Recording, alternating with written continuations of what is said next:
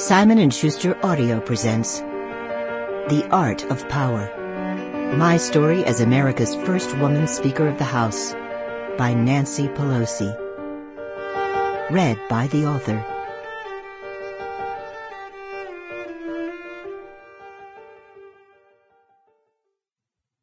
To Paul, a.k.a. Daddy, a.k.a. Pop, a wonderful husband, father, and grandfather. Preface. Know Your Why. In November 2006, after the Democrats won the majority in the House of Representatives, I was nominated by my colleagues to be Speaker. As I approached the podium to accept the honor, our new caucus chair, Rahm Emanuel, whispered in my ear, "Your parents would be so proud." I was taken aback by the comment. Why would my parents be proud? They did not raise me to be Speaker. They raised me to be holy. After having 6 sons, my mother wanted me to be a nun. Now you're talking proud. People have asked me what role my faith has played in my political life. While I believe, of course, in the separation of church and state, I do believe that the values of my faith have informed my priorities.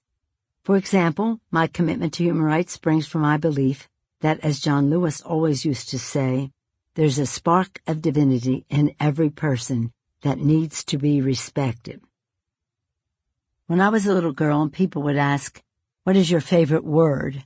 I would always say, "the Word." It is a term used for Christ, and the Word became flesh and dwelt among us. John 1:14. Christ participating in our humanity enabled us to participate in His divinity. Hence the spark.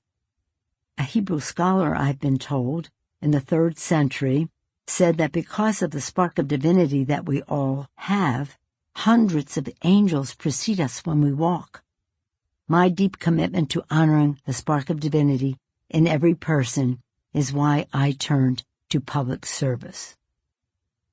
That's also why it's hard for me to imagine how people could ignore this spark and perpetuate heinous atrocities, especially the Holocaust.